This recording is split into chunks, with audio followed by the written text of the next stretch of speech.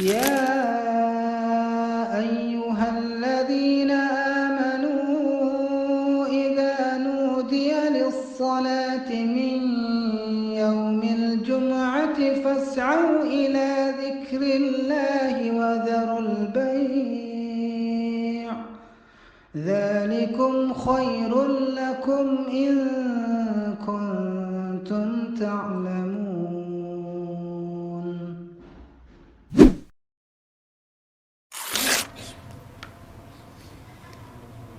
Innal hamdalillah nahmaduhu wa nasta'inuhu wa nastaghfiruh wa na'udzu billahi min shururi anfusina wa min sayyiati a'malina may yahdihillahu fala mudilla lahu wa may yudlil fala hadiyalah wa ashhadu an la ilaha illallah wahdahu la syarikalah wa ashhadu anna muhammadan abduhu wa rasuluh.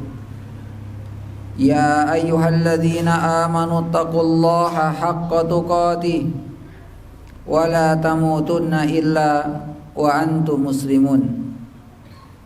Ya ayyuhan nasu taqu rabbakumul ladzi khalaqakum min nafsin wahidah wa khalaqa minha zawjaha wa batha minhuma rijalan katsiran wa nisaa'a wattaqullaha alladzi tasaaluna bihi wal arham innallaha kana 'alaikum raqiba. Ya ayyuhalladzina amanu taqullaha wa qulu qawlan sadida yuslih lakum a'malakum wa yaghfir lakum dhunubakum wa may yuti'illaha wa rasulahu faqad faza fawzan 'azima. Amma ba'd. Allahumma salli wa sallim ala nabiyyina Muhammad wa ala alihi wa sahbihi wa man tabi'ahum bi ihsan ila yaumiddin. Hadirin kaum muslimin jamaah Jumat yang insyaallah dirahmati dan dimuliakan Allah Subhanahu wa taala. Salah satu di antara cara mengenal Allah Subhanahu wa taala adalah dengan cara mengenal perintah dan larangan Allah Subhanahu wa taala. Maka begitu pula salah satu di antara cara mengenal Nabi kita sallallahu alaihi wasallam adalah mengenal perintah dan larangannya. Dan tidaklah Allah Subhanahu wa taala dan Rasulnya memerintahkan sesuatu kepada kita kecuali semua itu adalah untuk kebaikan kita, untuk meningkatkan rasa takwa kita, bahkan kemudian agar kita tidak salah jalan dalam melangkah. Maka begitu pula ketika Allah Subhanahu wa taala dan Rasulnya melarang sesuatu kepada kita, tidak lain agar kemudian kita terjaga dari keburukan, menghindari kehancuran, bahkan kemudian membangun akhlak yang mulia. Tentu jamaah sekalian, jamaah Allah Subhanahu wa taala, kita akan dapatkan banyak sekali perintah dan larangan Allah Subhanahu wa taala, baik di dalam Al-Qur'an ataupun sesuatu yang disampaikan Nabi sallallahu alaihi wasallam di dalam hadisnya. Tidak lain semua itu adalah untuk kebaikan kita semua. Karena Allah Subhanahu wa taala yang menciptakan kita dan Allah yang Maha tahu bagaimana cara hidup yang benar di dunia sampai kemudian kembali menuju Allah Subhanahu wa taala. Salah satunya di antara hal-hal yang dilarang oleh Allah dan Rasulnya kepada kita sekalian, sebagaimana dalam hadis Nabi sallallahu alaihi wasallam yang disampaikan oleh sahabat Al-Mughirah bin Syu'bah, anna Rasulullah sallallahu alaihi wasallam qala, bahwasanya Nabi kita sallallahu alaihi wasallam bersabda, innallaha harrama alaikum, sesungguhnya Allah Subhanahu wa taala telah mengharamkan kepada kalian di antara perkara-perkara yang diharamkan sekaligus yang harus dijauhi oleh kita. Dalam hadis ini ada 6 hal yang harus kita hindari dan jauhi, bahkan bisa masuk dalam kategori diharamkan oleh Allah Subhanahu wa taala ketika kita melakukannya. Apa jemaah sekalian? Yang pertama Rasul mengatakan uququl ummahat, durhaka kepada orang tua. Maka sungguh rugi ketika seseorang masih memiliki orang tua tapi dia masih jauh berbakti kepada orang tua. Dan berapa banyak orang yang ingin berbakti kepada orang tua tetapi tidak ada lagi kesempatan untuk berbakti kepada orang tua.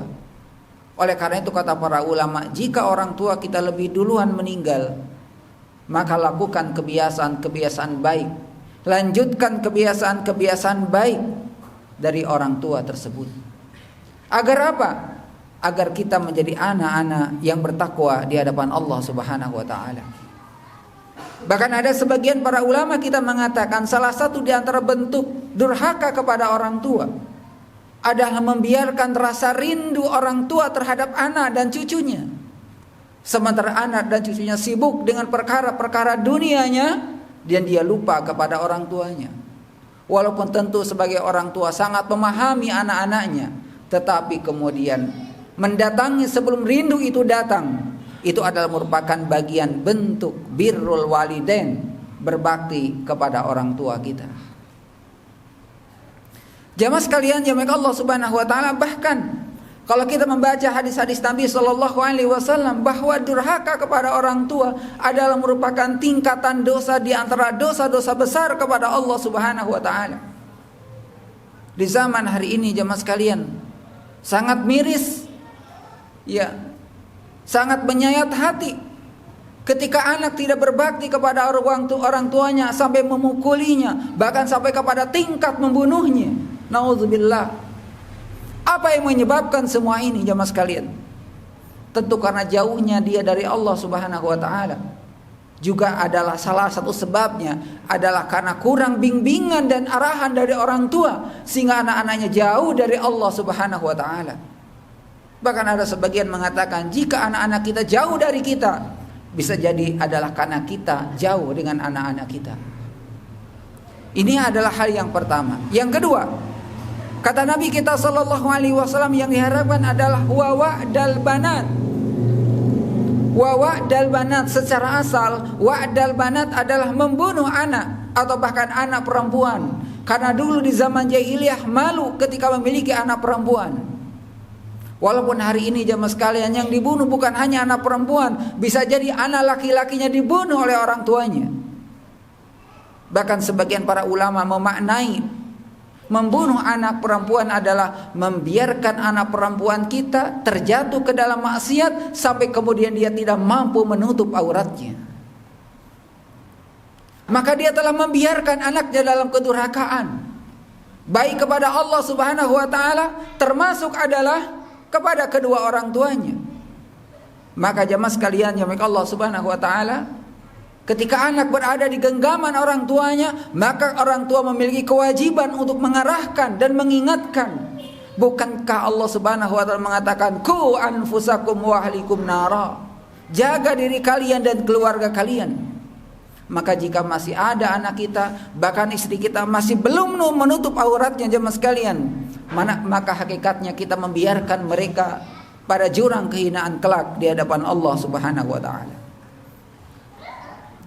Dan kemudian yang ketiga, Nabi kita sallallahu alaihi wasallam menyebutkan perkara yang diharapkan oleh Allah Subhanahu wa taala adalah wa man'an wahad. Adalah orang-orang yang tidak menunaikan amanahnya. Adalah orang-orang yang ketika diberi dia suka tapi dia tidak suka memberi kepada orang lain atau menahan hak-hak orang lain. Nauzubillah jemaah sekalian, jemaah Allah Subhanahu wa taala, ketika ada masyarakat yang membutuhkan hak sebagai rakyatnya, tapi ketika mendapati pemimpin dan kemudian dia kikir terhadap rakyatnya, maka sesungguhnya dia telah durhaka kepada Allah Subhanahu wa taala. Maka jemaah sekalian, salah satu di antara perkara yang diharamkan oleh Allah Subhanahu wa taala adalah orang yang tidak suka memberi tetapi dia selalu ingin mendapatkan dari orang lain. Sehingga apa jemaah sekalian? Orang-orang yang seperti ini adalah orang-orang yang tidak akan pernah merasa puas dengan urusan dunia. Orang-orang yang seperti ini adalah orang-orang yang tidak pernah bersyukur kepada Allah Subhanahu wa taala. Kenapa? Karena dia selalu menuntut dunianya Walaupun secara kasat mata mungkin saja dunianya banyak, tetapi dia selalu merasa kurang. Kenapa? Karena dia kurang bersyukur kepada Allah Subhanahu wa taala. Ini yang ketiga. Dan yang keempat, sebagaimana dikatakan Nabi sallallahu alaihi wasallam adalah wa kariha lakum qila wa qal. Di mana Allah dan Rasulnya membenci satu perkataan yang sia-sia, qila wa qal, yang sehari-harinya ngobrol ngalir ngidul yang tidak ada manfaatnya, bahkan tidak pernah tersentuh lisannya dalam pembicaraannya tentang Allah, tentang Rasulullah, tentang ketaatan kepada Allah Subhanahu wa taala. Bahkan waktunya habis untuk urusan dunia dan lisannya. Nauzubillah jemaah sekalian. Qila wa qal dalam bahasa Sunda, dalam bahasa kita adalah ngobrol ngalir ngidul yang tidak jelas apa yang diobrolkannya, bahkan tidak sedikit mendatangkan keridhaan Allah. Bahkan bisa jadi saat mereka kumpul, justru yang keluar adalah kata-kata yang bisa mendatangkan dosa dan maksiat kepada Allah Subhanahu wa taala. Dan kemudian yang kelima jemaah sekalian, dari 6 perkara yang dilarang oleh Allah Subhanahu wa taala adalah wa kathratas su'al. Bertanya tentang sesuatu yang tidak ada manfaatnya. Bahkan ketika seseorang diperintahkan oleh Allah Subhanahu wa taala dan Rasulnya, mereka selalu mencari-cari apa hikmahnya, apa pelajaran yang kita dapatkan. Kita lihat Rasulullah, kita lihat para sahabat, ketika Allah dan Rasulnya memerintahkan sesuatu, mereka tidak pernah terbertik dalam dirinya bertanya apa hikmah dan tujuannya. Mereka yakin apa yang diperintahkan Allah dan Rasulnya adalah kebaikan untuk dirinya. Sebagaimana jemaah sekalian Bani Israel, bahkan Fir'aun, bahkan umat Nabi Musa alaihi salam adalah orang-orang yang durhaka kepada Allah dan Rasulnya. Karena apa? Karena mereka banyak bertanya yang pada akhirnya mereka tidak melakukan perintah Allah Subhanahu wa taala. Bahkan dengan pertanyaan-pertanyaan tersebut justru menyulitkan praktek-praktek ibadah dan ketaatan dia kepada Allah Subhanahu wa taala. Maka Allah abadikan tentang kisah Baqarah, tentang kisah sapi di dalam surat Al-Baqarah sebagai pelajaran untuk kita. Ya, ketika kita bertanya jemaah sekalian, maka bertanyalah yang bermanfaat. Bukan kemudian pertanyaan itu justru adalah pertanyaan yang sekedar untuk menguji dan tidak ada keinginan untuk merubah diri pada kebaikan. Dan yang terakhir jemaah sekalian, perkara yang dilarang oleh Allah dan Rasulnya adalah wa idha'atal mal. Ya, menyia-nyiakan harta kita, menyia-nyiakan dunia kita, bahkan kita gunakan untuk maksiat kepada Allah. Sangat rugi orang-orang yang bekerja keras, berusaha siang sampai sore, sore sampai pagi dengan cara yang halal, tapi kemudian harta yang dia dapatkan digunakan untuk maksiat kepada Allah Subhanahu wa taala, digunakan untuk melakukan dosa kepada Allah Subhanahu wa taala. Bukankah Nabi kita telah mengingatkan kepada kita tentang urusan dunia itu? Allah akan bertanya, dari mana engkau dapatkan dan kemana engkau belanjakan. Tidak ada sesuatu yang kita lakukan, semuanya adalah mendapatkan catatan di hadapan Allah Subhanahu wa taala. Oleh karena itu jamaah sekalian, jamaah Allah Subhanahu wa taala, ketika Allah Subhanahu wa taala memerintahkan kepada kita, atau ketika Allah dan Rasulnya melarang kepada kita, tentu semua itu adalah untuk kebaikan kita di dunia dan kebaikan kita di akhirat. Bisa jadi kita membenci sesuatu karena kita tidak sukai. Bisa jadi sesuatu yang kita benci itu adalah kebaikan. Sebagaimana dalam surat Al-Baqarah ayat 216 Allah berfirman, wa asa an takrahu syai'a wa huwa khairul lakum. Boleh jadi kamu membenci sesuatu padahal ia amat baik bagimu. Wa asa an tuhibbu syai'a wa huwa syarrul lakum. Ya, dan bisa jadi ketika seseorang menyukai sesuatu padahal dia adalah amat buruk ya bagi diri kalian.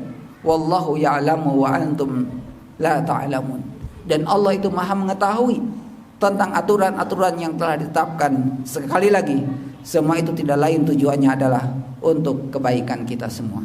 Barakallahu li wa lakum fil Qur'anil azim wa nafa'ani wa iyyakum bima fihi minal ayati wa dzikril hakim wa taqabbalallahu minni wa minkum tilawatahu innahu huwas samiul alim.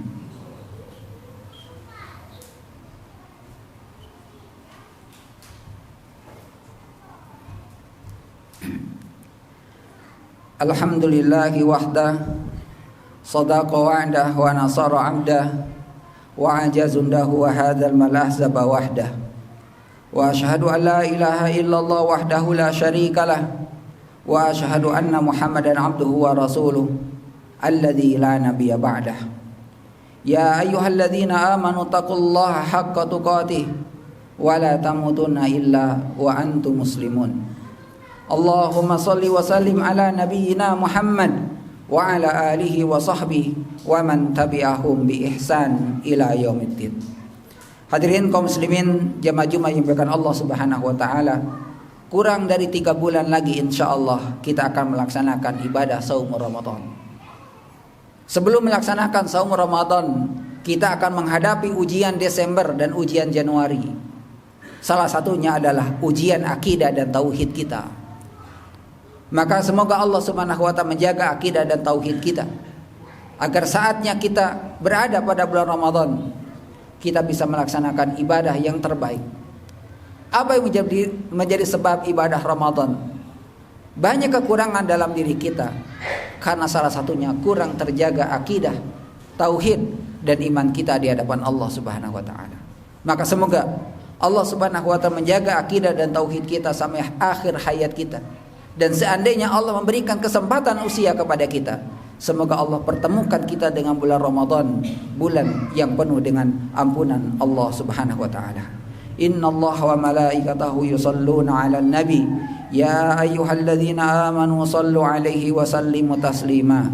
Allahumma ighfir lil muslimina wal muslimat wal mu'minina wal mu'minat al ahya'i minhum wal amwat innaka sami'un qaribun mujibu da'wat. Allahumma ighfir lana dhunubana wa dhunuba walidayna warhamhuma kama rabbayana shighara. Rabbana zalamna anfusana wa illam taghfir lana wa tarhamna lanakunanna minal khasirin. Rabbana hab lana min azwajina wa dhurriyyatina qurrata a'yun waj'alna lil muttaqina imama. Rabbana ighfir lana dhunubana wa israfana fi amrina wa tsabbit aqdamana wansurna 'alal qaumil kafirin. Allahumma izzal islam wal muslimin wa adil syirka wal musyrikin wa dammir a'da'ad din. Allahumma aidil masjidal aqsa ila rihabil muslimin warzuqna fihi salatan qabla al mamat bi rahmatika ya arhamar rahimin. Rabbana atina fid dunya hasanah wa fil akhirati hasanah wa qina adzabannar. Subhana rabbika rabbil izzati amma yasifun wa salamun alal mursalin walhamdulillahi rabbil alamin. Aqimus shalah.